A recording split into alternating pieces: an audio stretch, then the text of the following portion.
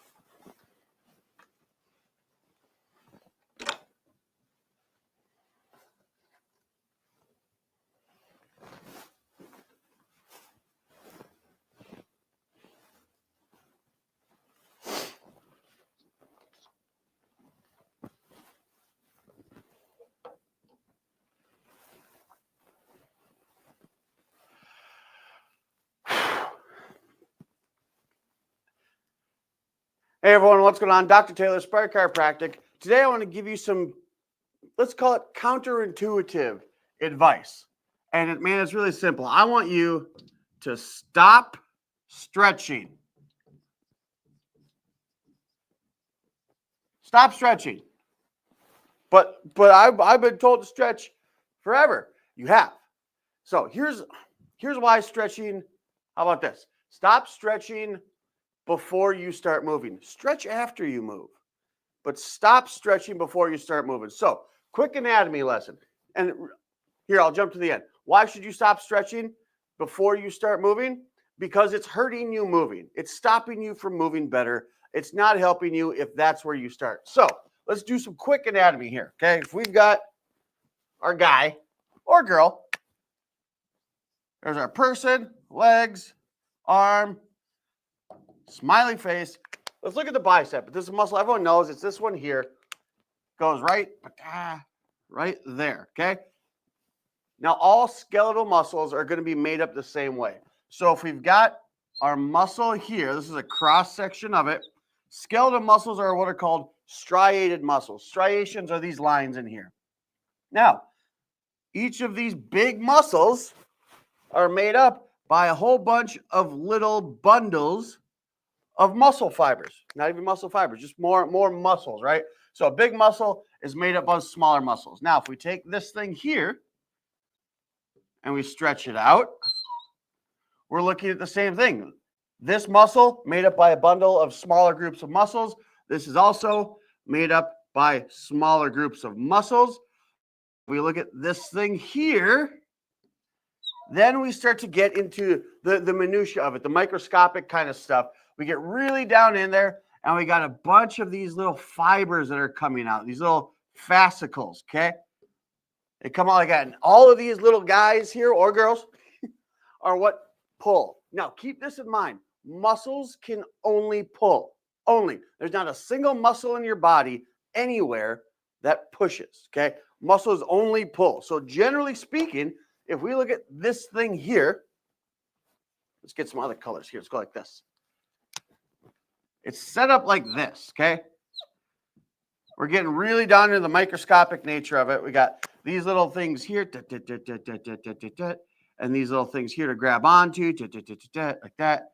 And then the same thing here, And then in between these, remember, we're looking at the microscopic level in here, okay? So this is coming down like that. And then we've got these things that look like, literally, they look like freaking golf clubs, okay? And literally, they just move from one little hook to the next, okay? And that is what pulls you forward.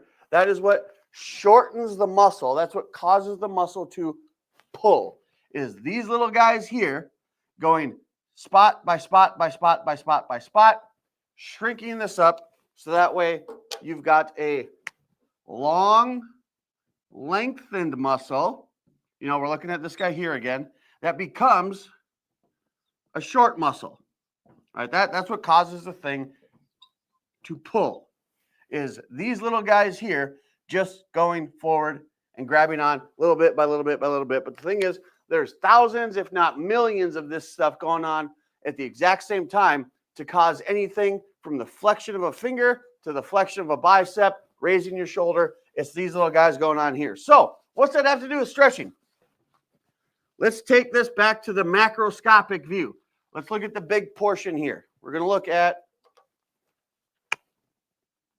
that right there, and to some respects, that right there. So we get up in the morning, we're stiff, we're tight.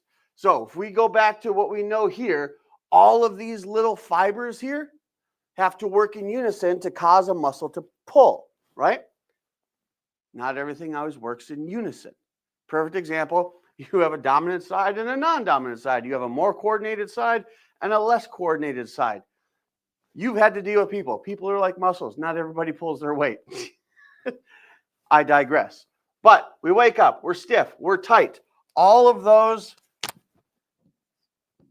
things going on like this, you know, with our golf club guy there, pop, pop, pop, pop. Not everybody's working in unison. Not everybody is doing what they're supposed to be doing at the exact same time. That kind of stuff there, more often than not, muscles will get stuck, in a sense, in either a contracted position or a lengthened position.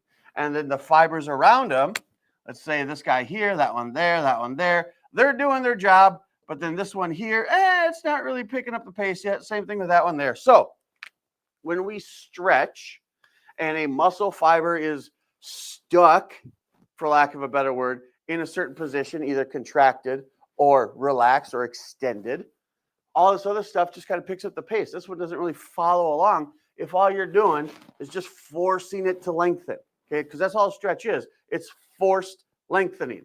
So what should we do then if we're supposed to stop stretching? Because stretching, well, I've been told it's supposed to make me feel better. It's supposed to make me work better. Instead of stretching, it's really easy. Start moving.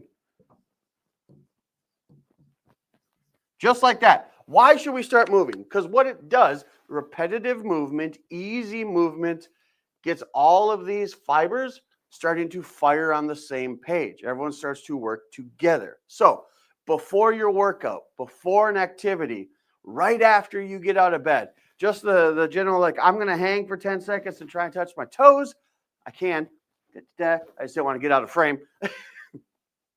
All that just general stretching, it doesn't get everyone on the same page. But moving, or what's called maybe a dynamic warm-up, will, because you start to take your body through movement patterns, through functional patterns. This whole thing here was designed to work together, was designed to work in unison. None of the muscles in your body were designed to work as one, as a standalone, lone soldier kind of thing. So I want you to stop stretching to warm up. I want you to stop stretching to start your day. I want you to stop stretching before you go out and partake in an activity. Instead, what I want you to do is start moving. And some real easy tips to get moving, to get your body firing, to get all those muscle fibers going on the same page, working together. A couple of real easy ones. One of my favorite ones is called an inchworm. Basically what it is, you start standing up tall, you bend forward, hands on the ground, and then you literally inch your way out. So that way you end up in a plank position. So just reach down, start to walk the hands forward, get all the way stretched out. You can go down, you can go into a cobra or something like that, cobra, and then back up into a downward dog. That's going to hit your hammies, your glutes, and your back and get that thing warmed up real well. Next thing, man, the king of all exercises, the squat.